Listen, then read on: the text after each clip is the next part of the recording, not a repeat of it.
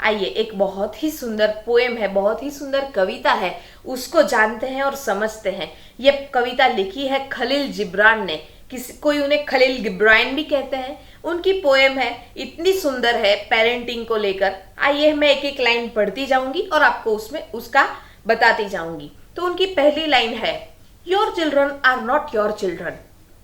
O my god, आपके बच्चे नहीं है। आइए आगे पढ़ते हैं वो क्या कहते हैं। They are son and daughters of life longing itself, यानी कि वो कुदरत के बच्चे हैं। वो आपके बच्चे नहीं है लेकिन कुदरत के बच्चे हैं।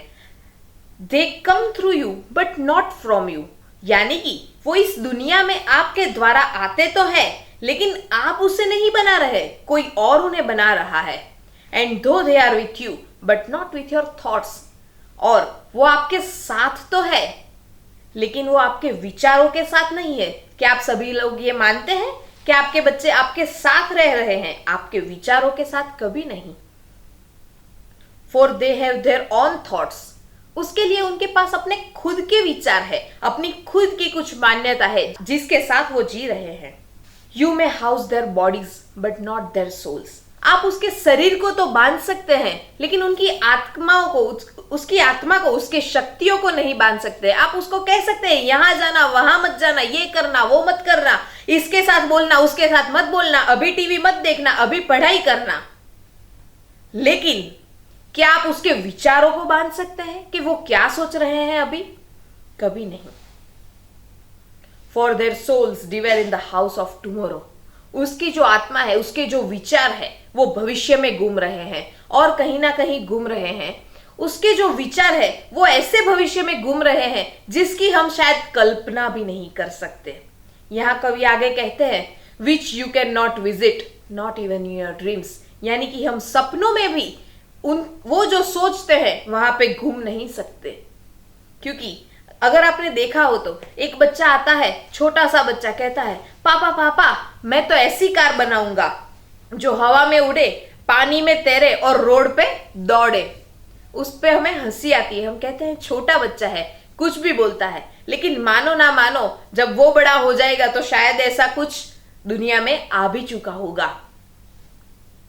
और last line and very important line कहते हैं, you may strive to be like them but seek not to make them like you, यानी कि यहां पे कवि कहते हैं कि अगर आप चाहे तो उनकी तरह बन सकते हैं लेकिन मेहरबानी करके उनको आपकी तरह ना बनाइएगा। कई पेरेंट्स को ऐसा लगेगा कि हमारे बच्चे को हमारी तरह ना बनाए, ऐसा क्यों? तो मैं सिंपल एग्जाम्पल के द्वारा आप लोगों को समझाना चाहूंगी कि आपको एक ओरिजिनल कॉपी दी जाती है और अगर आप उसकी जेरोक्स निकलवाते हैं तो क्या उसमें 5 से 10% एरर आती है? हाँ, जरूर आती है। और उसी जेरोक्स की अगर हम जेरोक्स निकलवाने जाए तो उसमें और ज्यादा एरर आएगी। और अब आज की डेट में हम तो ऐसे परफेक्ट है नहीं ओरिजिनल कॉपी की तरह, यानी कि हम भी कहीं ना कहीं किसी की जेरोक्स बन के आए हैं और हम ये ट्राई करते हैं कि हमारे बच्चे को हमारी तरह बनाया जाए।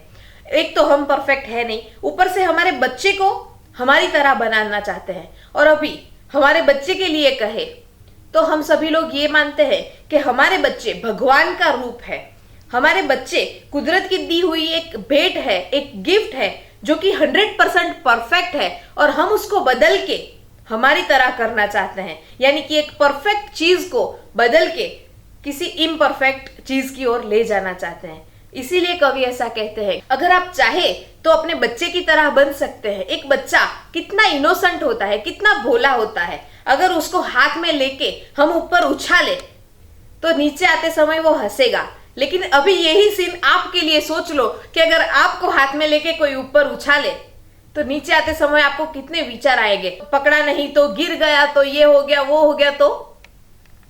हम किसी पे विश्वास नहीं कर पाते, जबकि बच्चा इतना इनोसेंट होता है कि हर किसी पे विश्वास कर लेता है, हर किसी पे भरोसा करता है। उसको भरोसा है कि नीचे जिसने उछाला है वो ही मुझे पकड़ने के लिए खड़ा भी है। तो इसीलिए अगर हम चाहे तो बच्चे की तरह इनोसेंट बन सकते हैं, बच्चे की तरह भोले बन सकते हैं, मासूम बन सकते हैं। लेकिन समझ लेना दोस्तों कि उनको हमारी तरह बनाने का कभी प्रयत्न नहीं करना चाहिए।